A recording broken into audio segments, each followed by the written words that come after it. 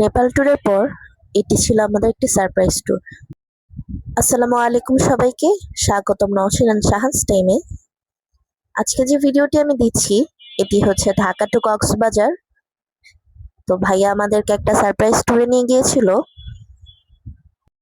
এই জার্নিটি শুরু হয় রাত 2টো থেকে। তো যেহেতু অনেক বড় রাস্তা, প্রায় 450 কিলোমিটার পথ অতিক্রম করতে হয়, তাই যেহেতু রাত করে না শুরু করলে রাস্তায় অনেক জ্যামও পড়তে পারে। যদিও দিনটি শুক্রবার ছিল, জ্যামও ছিল ভালোই। তো আমরা দুটো গাড়িতে করে গিয়েছিলাম।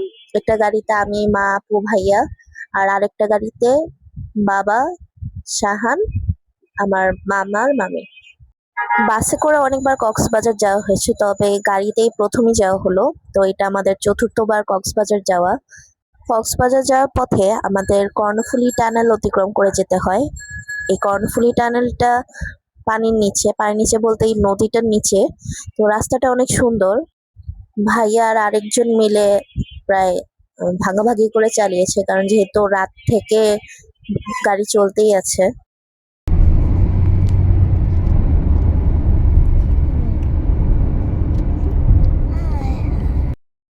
আমরা দুপুর 2টার সময় পৌঁছে গিয়েছি। তো প্রথমে আমরা আগে হোটেলে ওঠার আগে খাওয়া দাওয়া করে নিলাম, কারণ যেহেতু আমরা রাত থেকে তেমন কিছু ভারী খাবার আর খাওয়া হয়নি, সবাই কম বেশি ক্ষুধার্ত ছিলাম। আমরা সবাই যে হোটেলটিতে উঠেছিলাম, এই হোটেলটির নাম জল তরঙ্গ। তো এটার এন্ট্রেন্সটাও অনেক সুন্দর ছিল, পাশে সুন্দর বিচ, এখান থেকে আবার সমুদ্র দেখা যায়। শাহান অনেক ভালো খেলাধুলার জায়গা পেয়ে গিয়েছে, কারণ এই জায়গায় বাচ্চাদের একটা সাইড ছিল, কর্নার। আর প্রচন্ড গরম ছিল, মানে এসিতেই পুরো 7-8 ঘন্টা জার্নি পর এত রোদে বের হওয়ার পর একটু কষ্ট হয়েছে। হোটেলে অনেক সুন্দর পরিবেশ ছিল। হোটেলে ঢোকার সাথে সাথেই পাপায়া ওয়েলকাম ড্রিঙ্কস ছিল। আমরা সিরিয়াল বাই সবাই সমুদ্র ঘুরে এসেছি। সমুদ্র ঘুরে এসেছি বলতে বিচের পাড়ে একটু বসেছিলাম, বেশিক্ষণ থাকতে পারিনি, অনেক গরম ছিল। তো আমাদের এই সমুদ্রের পরিবেশটা আমাদের কাছে অনেক ভালো লাগে, কারণ সমুদ্রে আসলে অনেক যে মানুষের দুঃখ কষ্ট অনেক সময় ভুলে যায়, মানে one kind of motivational time pass মানুষের জন্য।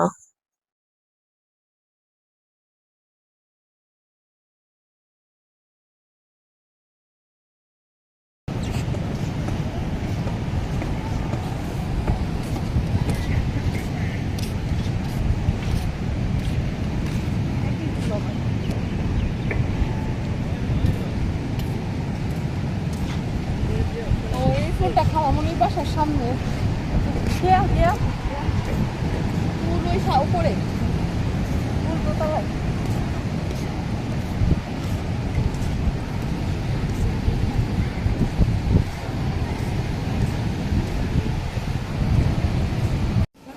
আমরা ছিলাম দোতলায়, আপু আর ভাইয়ারা ছিল 4তলায়। তো এখানে যে রুমগুলো ছিল, বিশাল বড় বড় রুম, 2টা ওমা বেড, এখানে আরেকটা তারপর স্পেস একটা আছে। ব্যালকনি, মাঝখানে অনেক বড় নামাজ পড়ার জায়গা। তো এটা আর্মিদের হোটেল বলতে আর্মিরা নিয়ন্ত্রণ করে। তো জায়গাগুলো অনেক সুন্দর। আমরা সব ফ্রেশ ট্রেশ হয়ে বিচে কিছুক্ষণ ঘোরাফেরা করলাম।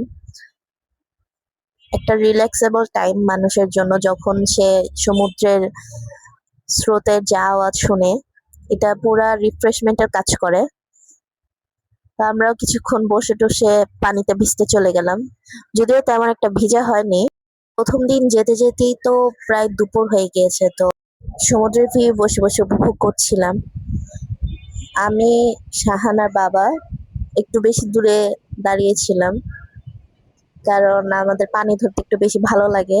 আর মা দূরে বসেছিল, তারপর আবার এসে আমাদের সাথে একটু জয়েন করেছে, ভালো লেগেছে। তারপর এখান থেকে বের হয়ে আমরা খেতে চলে গেলাম রাতে। এখানে রাতে যে হোটেলে খেয়েছিলাম এটা হচ্ছে হান্ডি। তো এই জায়গাটা অনেক ভালো ছিল। আর আমার ওয়েদার চেঞ্জের কারণে শরীরটা একটু খারাপ হয়ে গিয়েছিল। এইদিকে বাহিরে মটকা চাটা অনেক ভালো। মটকা চা আমরা লাস্ট খেয়েছিলাম কলকাতায়। কলকাতায় যখন 19 সালে গিয়েছিলাম তখন ওরা দেখি সব জায়গায় সার্ভ করে মাটির কাপের মধ্যে। এটা আমাদের রেস্টুরেন্টের বাহিরেই ছিল, তো বেশি সময় লাগেনি এখানে যেতে। রাতের খাবার শেষ করে চা খেয়ে তারপরে আমরা সবাই মিলে বিচে চলে গেলাম আবার রেস্ট করতে। তো প্রায় অনেকক্ষণই ছিলাম বিচে বসে। শাহান আর আমি দোলনায় উঠেছি, তবে ওয়েদারটা একটু মেঘলা মেঘলা আর বৃষ্টি ভাব হচ্ছিল, তাই আমরা আবার বেশিক্ষণ থাকিনি।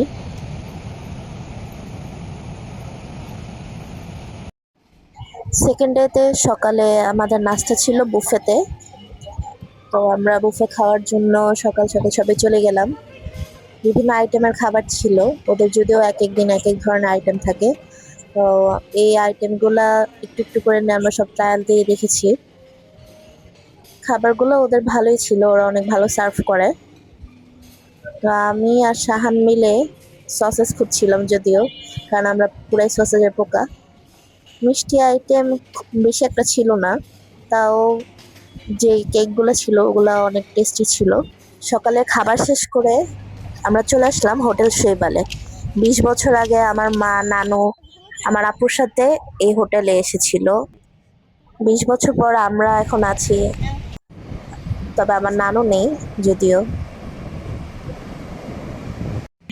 এই জায়গার পাশে অনেক সুন্দর একটা বিচ আছে, শৈবাল বিচ। আমি আর শান কতক্ষণ খেলেছিলাম ফুটবল এই জায়গায়। তারপর বাবা আর আমরা সবাই মিলে ক্যারাম খেলতে বসে গেছি। এই এসএসসি পরীক্ষা চলাকালীন ক্যারাম একটু খেলা হয়নি, যদি আমাদের বিশাল বোর্ডের ক্যারাম আছে। তো আবার চিন্তা করলাম যে যেহেতু এখন ফ্রি আছি কতক্ষণ ক্যারাম খেলেই যাই। জীবনে মানুষের ভালো মন্দ সব জায়গায় থাকে, তবে আমরা সবাই ভালো মন্দ দুটোকেই অনেক ভালোভাবে একসেপ্ট করি। কারণ জীবনে যে শুধু ভালোটাকে একসেপ্ট করতে হবে তা না, কারণ খারাপটাও আল্লাহর পক্ষ থেকেই আসে, ভালোটাও আল্লাহর পক্ষ থেকেই আসে। তো আমাদের নেক্সট ডে দুপুরের খাবারটা আমরা খেয়েছিলাম ফালং রেস্টুরেন্টে। এই জায়গায় পাহাড়ি খাবারটা মেইনলি বেশি পাওয়া যায়, তো অনেক ধরনের সামুদ্রিক খাবারও অর্ডার দেওয়া হয়েছিল। রাতে আমরা চলে গেলাম বারবিস মার্কেটে। বারবিস মার্কেটটা কক্সবাজারের মধ্যে সব থেকে বেশি ক্রাউড একটা জায়গা। এখানে আচার থেকে শুরু করে শুটকি মাছ সব পাওয়া যায়। তো এখানে আমরা তেমন কিছু কেনাকাটা করিনি, তা আপু আমাদেরকে 2টা ব্রেসলেট গিফট করেছিল। এই মার্কেটে মানুষ অনেক আসা যাওয়া করে, যার কারণে এই মার্কেটটা সবসময় অনেক বেশি গরম থাকে। তো এখানে কেউ যদি শুটকিও কিনতে চায় কিনতে পারে, কারণ এখানে শুটকির অনেক বড় বড় আড়ত। তো যেদিন আমরা চলে আসবো সেই দিন পুরা সমুদ্র উত্তাল, অনেক ঝড় বাতাস হচ্ছে, বেশিক্ষণ মানে ওখানে দাঁড়িয়ে থাকা যাবে না এমন অবস্থা। সমুদ্রতে ওই দিন কেউ নামেনি। তো আমরা এক পর্যায়ে সবাই গাড়িতে ছিলাম, শুধু ভাইয়া আর আপু দেশ ট্রাভেলস এর চট্টগ্রাম পর্যন্ত, চট্টগ্রাম না চিটাগাং পর্যন্ত এসেছিল। এখানে আমরা ব্রেক দিয়েছিলাম, তো ব্রেকের পর সবাই একটু কম বেশি টায়ার্ড হয়ে গিয়েছে। ফোর সিজন হোটেলের এই ব্রেকে আমরা তেমন ভারী খাবার খাইনি, তবে কেক খেয়েছি, পেস্ট্রি কেক আর ব্রাউনি।